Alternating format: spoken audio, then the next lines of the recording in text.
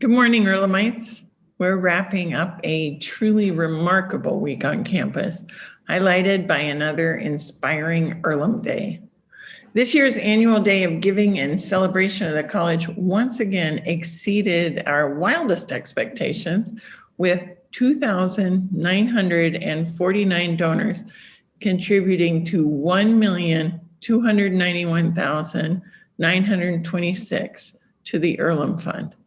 This incredible generosity will strengthen the college's ability to extend the gift of an Earlham education to future generations of students.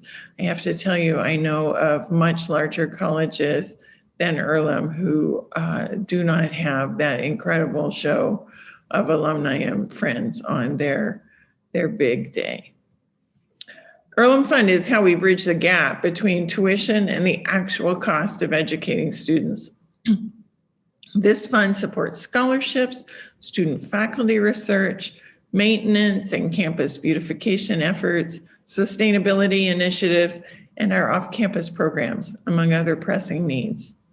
Thank you to everyone who gave to the college this week and contributed to the dozens of virtual events that took place throughout the day. They were really amazing. I saw some incredible things. I also want to thank the group of donors who pledged to match every donation, no matter the dollar amount, with a $200 matching gift. This is the second year that Earlham Day has taken place virtually. I am really hopeful that next year at this time, we'll be celebrating together at an in-person event. Let me tell you about COVID, lots of good news. Although, of course, cases of COVID-19 are continuing to rise across the country and in Indiana. But the COVID-19 situation on campus and in Wayne County continues to be quite good.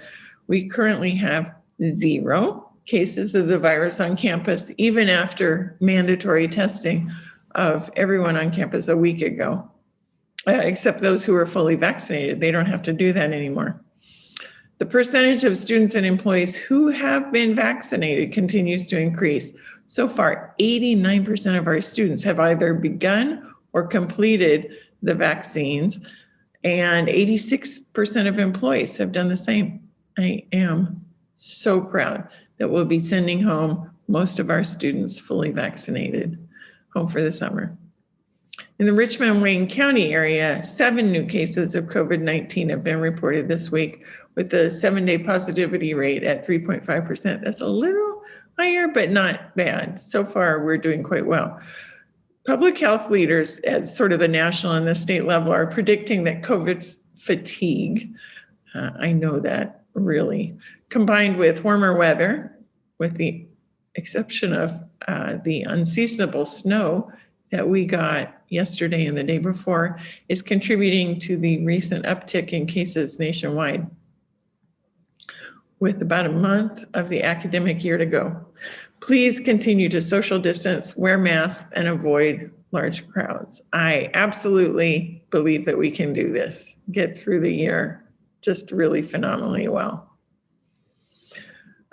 With all the excitement about Earlham Day, you might have missed some wonderful news about Earlham from the Princeton Review, which is one of the nation's most popular resources for college-bound students and their families. The Princeton Review named us on their 2021 list of best values in higher education. The list features 200 colleges and universities that deliver a strong return on investment.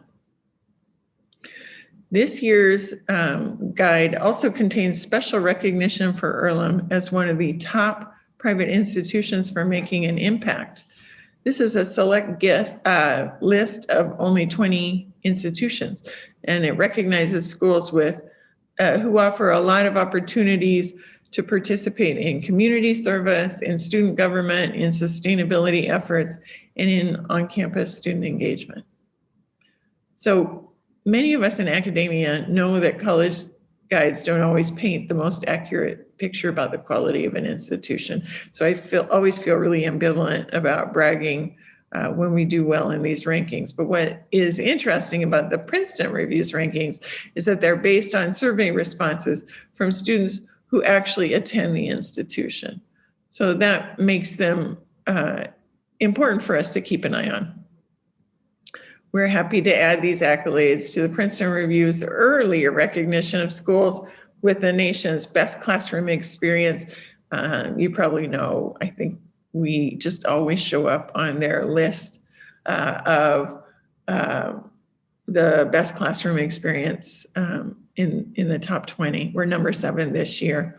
I think we're usually in the top 10. So really, really great.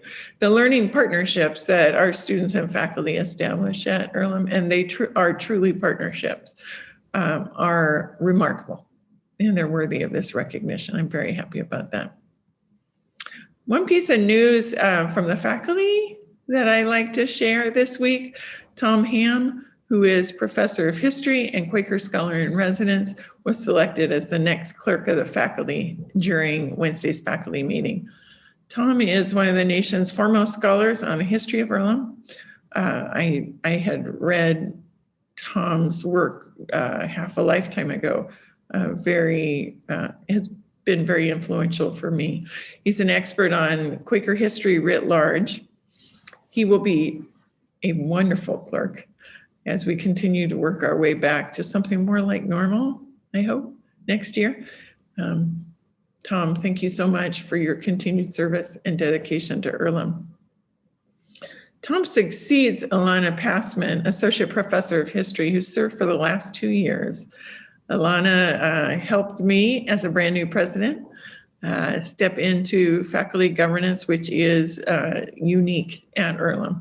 So thank you, Alana, for your wonderful work in the last 2 years to bring us together to reach consensus on the incredibly important matters that have come before us during one of the weirdest and most challenging years in our history. I do want to end this update with a message of comfort and encouragement once again, after another week of terrible news and incredible heartbreak.